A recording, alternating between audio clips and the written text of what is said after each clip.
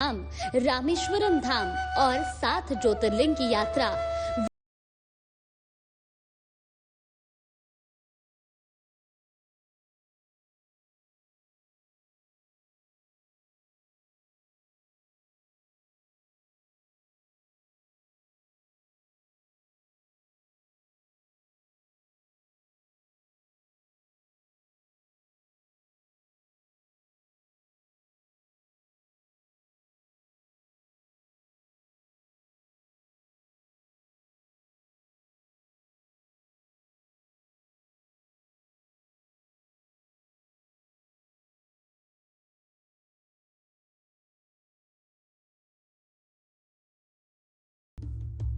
जब वो दूध और दूध से जुड़े उत्पादों की बात, तो सुधा है आपके साथ। हम रखते हैं स्वाद के साथ शुद्धता का पूरा ख्याल। सुधा, वादा शुद्धता का। सुधा की तरफ से आप सभी को नव वर्ष की हार्दिक शुभकामनाएं।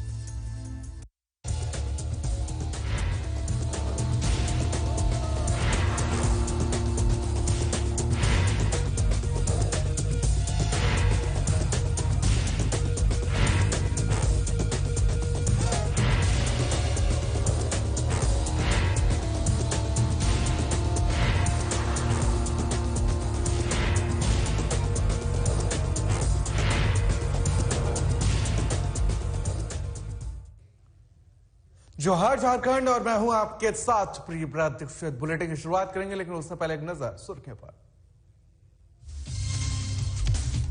कोयला नगरी धनबाद में हुआ बम विस्फोट, घटना में 5 लोग हुए घायल। मामले की जांच में जुटी पुलिस।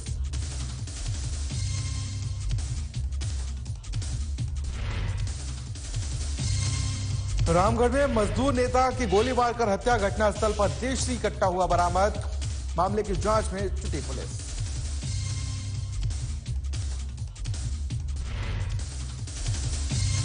रांची में राजीव लोचन बख्शी बने पीआईडी निदेशक। 28 दिनों के बाद दोबारा बनाया गया निदेशक। वेटिंग फॉर पोस्टिंग पर चल रहे थे राजीव लोचन। चाईबासा में प्रिंट मीडिया की टीम ने जीता मीडिया कप का खिताब। इलेक्ट्रॉनिक मीडिया की टीम को 62 रनों से हराया। मौके पर तमाम वरिष्ठ लोग रहे मौजूद। और रामगढ़ में फुटबॉल प्रतियोगिता का आयोजन। प्रतियोगिता में 16 टीमें ले रही हैं हिस्सा। 12 जनवरी को होगा फाइनल मैच।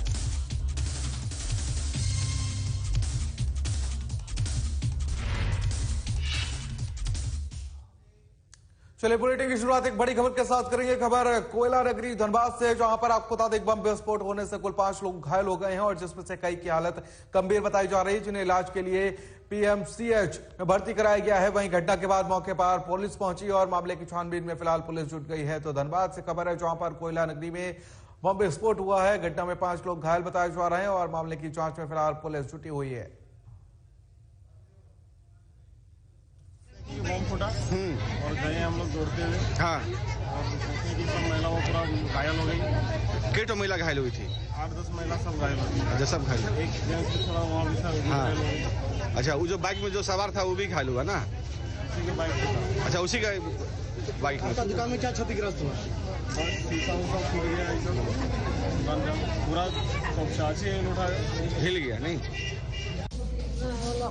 जैसे स्टार्ट कर लो जैसे। तो जो गाड़ी स्टार्ट की वो कहाँ?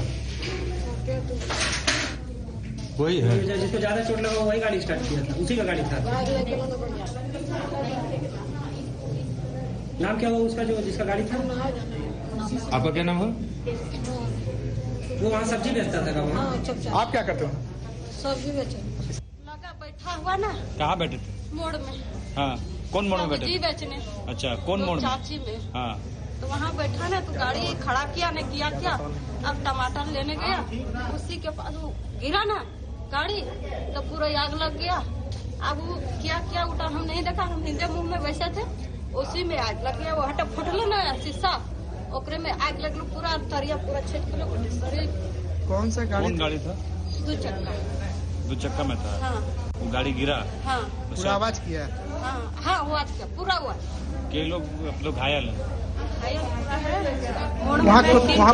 वहाँ पर कितने लोग घायल हुए हैं? वहाँ पर कितने लोग घायल हुए हैं? टोटल 5-6 इतना जोर आवाज किया कि बहुत हेवी आवाज किया। हम लोग सब दौड़े, मेरा शीशा टूट गया, मेडिकल का शीशा टूट गया। 2 सब्जी बेच रही थी, 1 किलोमीटर 3-4 सब्जी बेचने वाली लोग घायल हो गई है रोड किनारे। और बाकी उन लोग तो उसमें एक औरत और जो पिंटू बनवाल था दोनों घायल हो गया। उसमें एक औरत भी थी, एक औरत मोटरसाइकिल बैठी हुई थी। हाँ, पता चल रहा कि डायनामाइट का कोई सामान उमान था जो टायर फेंका रहा, अभी जल के कूड़ा चारों तरफ गिरा हुआ है। देख लीजिए आप लोग फोटो।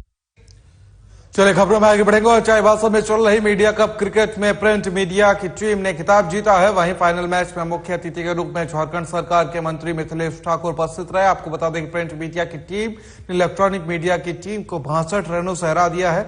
और मौके पर मंत्री मिथिलेश ठाकुर ने कहा कि पत्रकारों के तनावपूर्ण कार्यों के बीच खेल का आयोजन बैलेंस करने का काम करता है।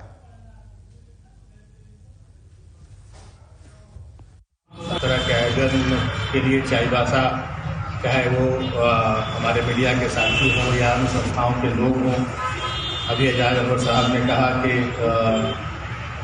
प्रशासन एकादश, नागरिक एकादश और पत्रकार एकादश के बीच भी यहाँ तरह के फुटबॉल क्रिकेट का आयोजन कराया जाता है। और हमारे संचालक महोदय दिलीप बनर्जी जी ने कहा कि इसमें हार जीत का कुछ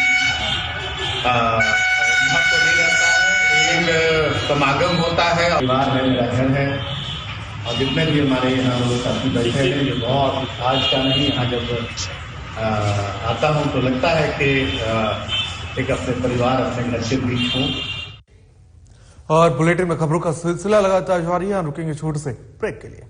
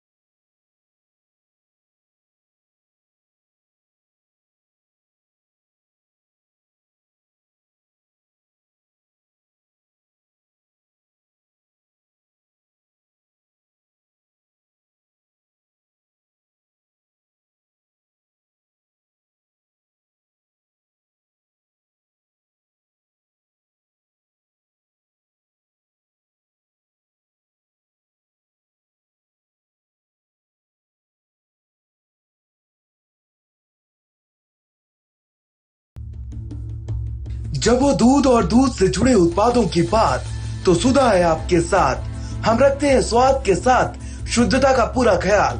सुधा, वादा शुद्धता का।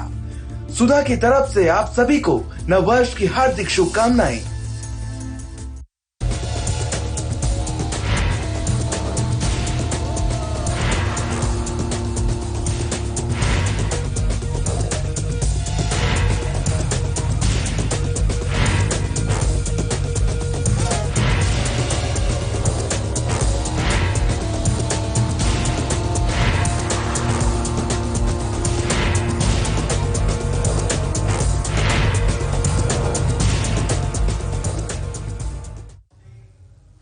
तो ब्रेक के बाद आप सभी का स्वागत है। और झारखंड की बात करें तो झारखंड जल, जंगल, पहाड़ और झरना के लिए जाना जाता है। झारखंड की कई खूबसूरत झरनों में से एक हिरनी फॉल भी है जो आपका मन मोह लेगा। जी हाँ, रांची से खूंटी होते हुए चाईबासा जाने के रास्ते में पहाड़ की वादियों में बसा ये झरना 120 फीट की ऊंचाई से गिरता है और रांची से 72 किलोमीटर दूर हिरनी फॉल की प्राकृतिक सुंदरता लोगों को काफी दूर दूर से खींच कर ले आती है। यहाँ के मनभावन नजारों के बीच पिकनिक मनाने का मजा ही कुछ और है। लोग नए साल पर यहाँ अपने परिवार और दोस्तों के साथ आते हैं। संवाददाता नवीन शर्मा ने इस जगह पर पहुंचकर वहां का जायजा लिया है। आइए दिखाते हैं आपको। खूबसूरत वादियों के बारे में जाना जाता है, लेकिन झारखंड की जो प्राकृतिक संपदा है वो अकूच प्राकृतिक संपदा है।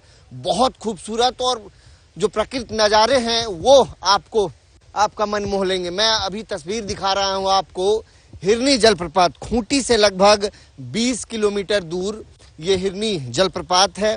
लगभग 120 फीट के ऊंचाई से पानी नीचे गिरता है, जिसकी तस्वीर मैं आपको दिखा रहा हूं। निश्चित तौर पे झारखंड की ये खूबसूरत तस्वीर को आप भी देखें और महसूस करें कि इस जगह की खूबसूरती क्या है। पंकज, आप सामने से अगर तस्वीर दिखाएंगे, और आप ठीक मेरे सामने देख रहे होंगे हिरनी जलप्रपात यही है बहुत, लेकिन शहर से काफी दूर। अब तो काफी संख्या में, चूंकि जनवरी का महीना भी चल रहा है, तो काफी संख्या में पर्यटक भी आ रहे हैं। हालांकि हम लोग बहुत सुबह पहुंचे हैं यहाँ पर, तो बहुत ज्यादा संख्या में पर्यटक दिख नहीं रहे, लेकिन हम कोशिश करेंगे कुछ पर्यटकों से बातचीत करने की भी। लेकिन सामने एक बार आप इस खूबसूरत वादी को, इस खूबसूरत तस्वीर को जरूर देखें, और इस तस्वीर से आप अंदाजा लगा सकते हैं, न जाने सैकड़ों जो है झारखंड में इस तरह के जलप्रपात हैं, कुछ बड़े कुछ छोटे, तमाम तरह के जलप्रपात हैं। और ऐसे में एक खूबसूरत जलप्रपात जिसे हिरनी जलप्रपात के नाम से जाना जाता है, रांची से लगभग 70 किलोमीटर दूर इस जगह का लोकेशन है। और जब आप खूंटी से चाईबासा की ओर बढ़ेंगे तो रास्ते में आपको बीच में ही ये जलप्रपात मिलता है, और इसकी खूबसूरती मैं दिखा रहा हूँ। वजह यह है कि आप भी झारखंड के इस खूबसूरत जगह को देखें और प्रकृति का आनंद लें। कहाँ से आ रही हैं आप? मेदिनीपुर। कैसा लगा ये जगह आपको? बहुत अच्छा लगा। बहुत अच्छा लगा। झारखंड खूबसूरत है या बट मैं ही एक ही प्रॉब्लम है, मैं हिंदी नहीं। कोई बात नहीं, आप बोल सकते, बांग्लाते बोलून। ও হ্যাঁ, খুব ভালো জায়গা, ভালো লেগেছে। তো এটা আমার ফার্স্ট টাইম। ও আচ্ছা, থ্যাংক ইউ। মেদিনীপুর থেকে এসেছেন আপনারা? বেবি পিকনিক ঠিক নয়, জাস্ট ট্যুর। तो ये झारखंड की खूबसूरती है, और जो पड़ोसी राज्य हैं, पड़ोसी राज्य से भी लोग इन जगहों पर पहुंचते हैं, एकदम नेचर की गोद में, बहुत ज्यादा भीड़ नहीं, और इस खूबसूरत है। দার্জিলিং বা হচ্ছে ঝাড়খণ্ড ঘাটশিলা তো ঘুরেছি, বাট এখানে দেখলাম যে ক্রাউডেড নেই, মানে লোকজন কম। ইচ্ছে খুশি মতো আমি মানে এটা করতে পারছি, আমার মনের মতো করে আমি একটা ঘুরতে পারছি বা যেতে পারছি, কোনো বাধা দিচ্ছে না কেউ যে ওখানে যাওয়া যাবে না, মানে কোনো রেস্ট্রিক্টেড এরিয়া নেই। तो देसी जगह पड़ोसी राज्य जाते हैं, बहुत शिमला जाते हैं, मनाली जाते हैं, लेकिन शिमला, मनाली और जम्मू जैसी तस्वीर जो है, आप इस कलकल की आवाज को महसूस करके और झारखंड में भी उस तरह का आनंद आप ले सकते हैं। मैं कोशिश करूंगा और भी अगर कुछ पर्यटक यहाँ हैं तो उनसे भी बातचीत करने की, लेकिन ये सामने की तस्वीर और ये आवाज, और एक बार मैं आपको पानी भी दिखाता हूँ, और जबरदस्त जो है ठंड है, चूंकि एकदम सीधे झरने का पानी है पहाड़ का, और काफी ठंड भी है पानी, और ऊपर से ठंड का मौसम है, तो ऐसे में लाजमी है कि पानी जो है ठंड होना बहुत आम बात है। और ये आवाज भी आप लोग सुन पा रहे होंगे, यहाँ दो धाराएं जो हैं वो ऊपर से आ रही है। झारखंड की इस खूबसूरती का आनंद लीजिए। निश्चित तौर पे झारखंड की ये खूबसूरती आपका मन मोह लेगा। कैमरा पर्सन पंकज के साथ नवीन शर्मा, साधना न्यूज, रांची। चलिए खबरों में आगे बढ़ेंगे, और खबर रांची से है, जहां पर रांची भारतीय वन सेवा के पदाधिकारी राजीव लोचन बख्शी को एक बार फिर से सूचना एवं जनसंपर्क विभाग के निदेशक बनाया गया है। और आपको बता दें कि दरअसल वो वेटिंग फॉर पोस्टिंग पर चल रहे थे, और वो वन, पर्यावरण एवं जलवायु परिवर्तन विभाग में पदस्थापन के लिए प्रतीक्षारत थे। विभाग से इनकी सेवा वापस ली गई है, और कार्मिक, प्रशासनिक सुधार और राजभाषा विभाग ने इस बाबत रविवार को एक अधिसूचना जारी की है। बता दें कि पूर्व में भी राजीव लोचन बख्शी पीआईडी निदेशक के रूप में कार्य कर चुके हैं। बीते 15 दिसंबर को राजीव लोचन बख्शी को पीआईडी के पद से हटाया गया था, और उनकी जगह आदिवासी कल्याण आयुक्त रहे मुकेश कुमार को श्री कृष्ण लोक प्रशासन संस्थान के साथ पीआईडी निदेशक का अतिरिक्त प्रभार दिया गया था। 28 दिन बाद राजीव लोचन बख्शी को दोबारा पीआईडी निदेशक बनाया गया है।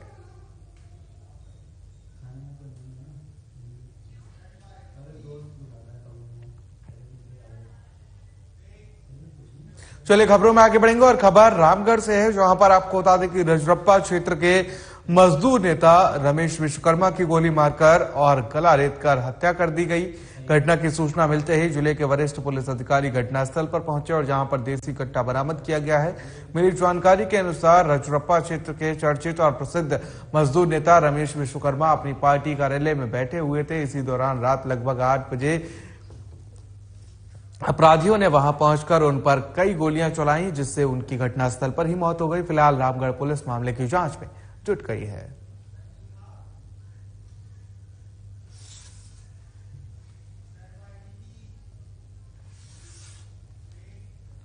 चलिए खबरों में आगे बढ़ेंगे और जमशेदपुर में मेराकी संस्था और बिरसा युवा मंच के संयुक्त प्रयास से नागा गांव में लड़कियों के लिए फुटबॉल खेल का आयोजन किया गया। वहीं मैच में अच्छे प्रदर्शन करने वाली टीम को पुरस्कृत भी किया गया और इस कार्यक्रम में कोल्हान के पूर्व डीआईजी राजीव रंजन और सिंह और साथ ही पूर्व विधायक मेनका सरदार सहित कई वरिष्ठ लोग मौजूद रहे।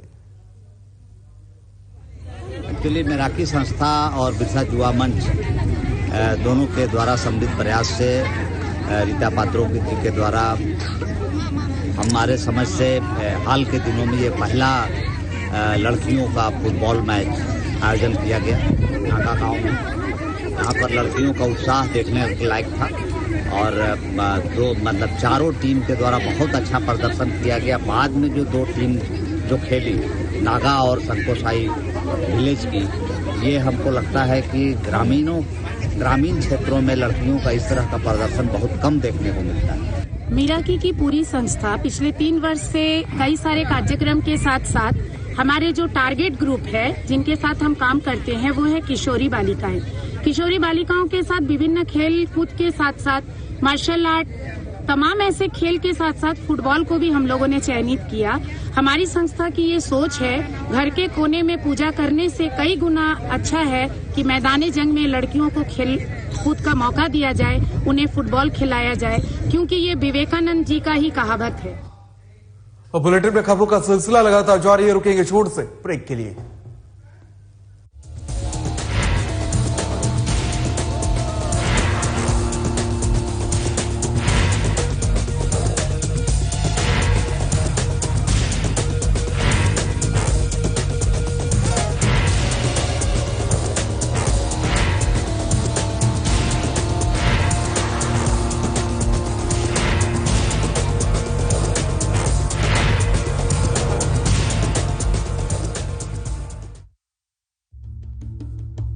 जब वो दूध और दूध से जुड़े उत्पादों की बात, तो सुधा है आपके साथ। हम रखते हैं स्वाद के साथ शुद्धता का पूरा ख्याल। सुधा, वादा शुद्धता का। सुधा की तरफ से आप सभी को नववर्ष की हर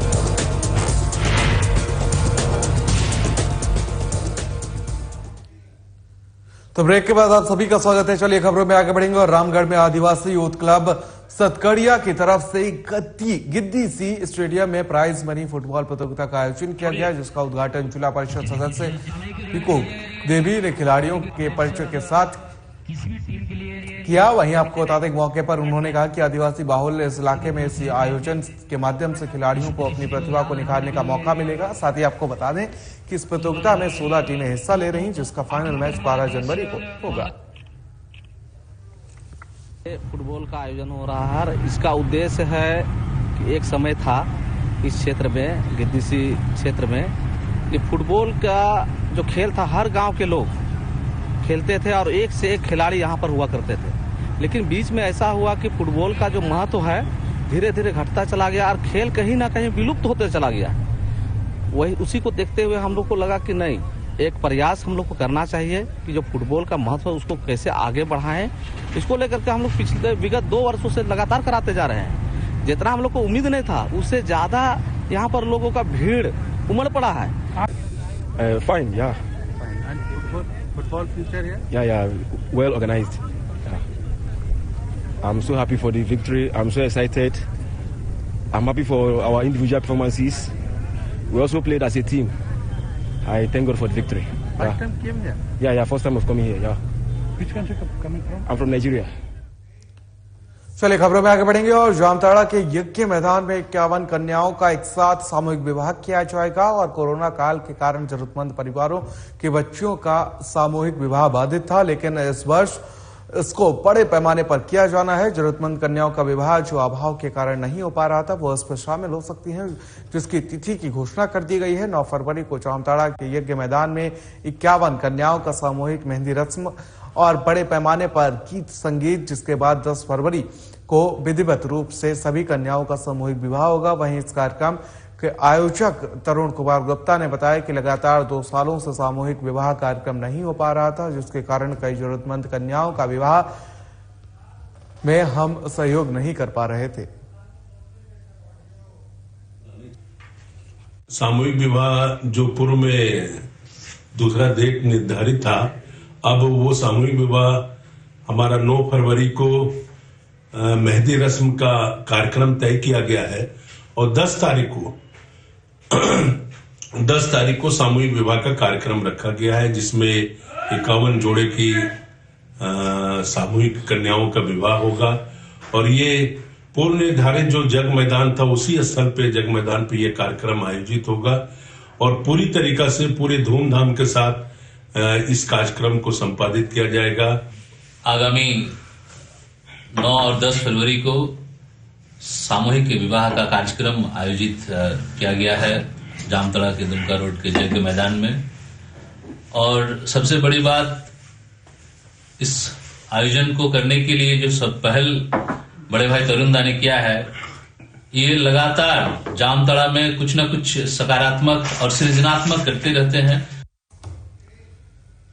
चलिए खबरों में आगे बढ़ेंगे और बुंदू के कई क्षेत्रों में बीती रात जंगली हाथियों के झुंड ने जमकर उत्पात मचाया। हाथियों की संख्या करीब 50 के लगभग बताई जा रही है। लोगों ने बताया कि कल देर रात हाथियों के झुंड गांव के चारों तरफ फैल गए और खेतों में लगे आलू मटर के साथ अन्य सब्जियों की फसलों को नुकसान पहुंचाने लगे और उत्पात जमकर मचाया। 50 की संख्या में हाथियों के झुंड को देख लोग दहशत में हैं और इधर वन विभाग के अधिकारी सिर्फ खाना पूर्ति करने में जुटे हुए हैं। बहुत ज्यादा हाथी आते हैं, फसल सब बर्बाद कर दिए हैं। आलू फसल था, गेहूं, धान, पूरा धान खाया है। और क्या क्या हुआ है यहाँ पर? गेहूं, प्याज सब कुछ था यहाँ पे, सब कुछ खाया है, इधर उधर बर्बाद कर दिया है। हम लोग का रोजी रोटी इसी में होता है। तो हाथी को मतलब कैसे रहते हैं आप इस गांव में? आप लोग जो हाथी रोज आता है, अपने ऐसे सुविधा करते हैं, आग जलाते हैं, खुद से खर्चा करते हैं, हम बारूद उरूद खरीद के भगाते हैं। सब गहूम गिले हमरे खाए गले, आलू खा लेन, गहूम खा लेन, धान खा लेन, खोरियो ने तो कहानियां हो लोग निदाय रही रहते अपने यार जान लिया दुआर एकदम आले ना दमे या होतन का चीज आए रहे बोनिक ठाकुर गिले, बोनिक ठाकुर हाथी। हाथी। चले खबरों में आगे बढ़ेंगे और रांची के अरगोड़ा थाना क्षेत्र में हुए दिन दहाड़े सुषमा बड़ाई पर हमले को लेकर पुलिस ने बड़ा खुलासा किया है। घटना के समय सुषमा बड़ाई के साथ उनका बॉडीगार्ड भी मौजूद था और इस मामले में रांची पुलिस ने लखनऊ से इस घटना में शामिल 2 शूटर फरहान और मुदस्सिर को गिरफ्तार किया है। गिरफ्तार शूटरों ने पुलिस के सामने खुलासा किया है कि वे 1 महीने से सुषमा की हत्या करने की कोशिश कर रहे थे और इस मामले में अन्य शूटर गुड्डू अभी फरार चल रहा है, जिसकी तलाश रांची पुलिस कर रही है।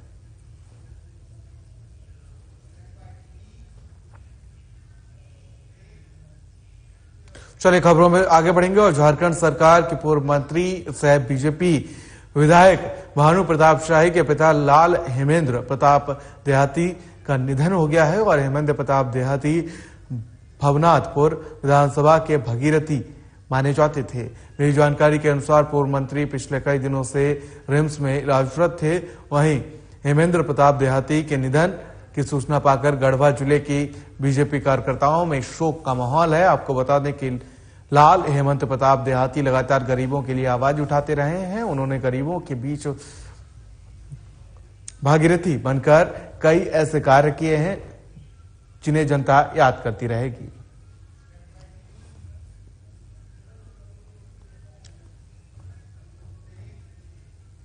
चलिए खबरों में आगे बढ़ेंगे और गुमला में एसपी के निर्देश पर लगातार जिले में पुलिस नशाखोरी के खिलाफ अभियान चला रही है और इसी क्रम में Jashpur road Birsa agro park के पास से बीती रात को सदर थाना पुलिस ने ब्राउन शुगर के साथ एक युवक को गिरफ्तार किया है। गुमला एसडीपीओ मनीष चंद लाल ने बताया कि लगभग 22 ग्राम ब्राउन शुगर के साथ आरोपी को गिरफ्तार कर न्यायिक हिरासत में भेज दिया गया है। युवक के पास से एक स्कूटी को भी पुलिस ने जब्त किया है।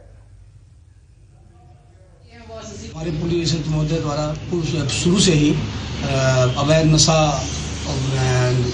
अवैध शराब पर उनका सख्त रवैया रहा है। इसी कड़ी में दिनांक 6 तारीख की रात्रि में आपको सूचना मिलती है कि एक व्यक्ति स्कूटी से जसपुर रोड में बिरसा एग्रो पार्क के पास ऐसे नशीला पदार्थ ब्राउन शुगर लेके आने वाला है।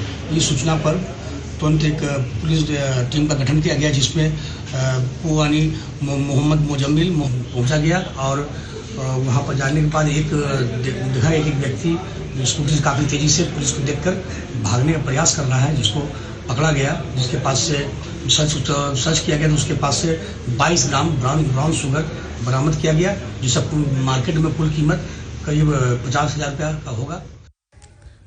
और इस बुलेटिन में फिलहाल के लिए इतना है। मुझे दीजिए इजाजत। नमस्कार।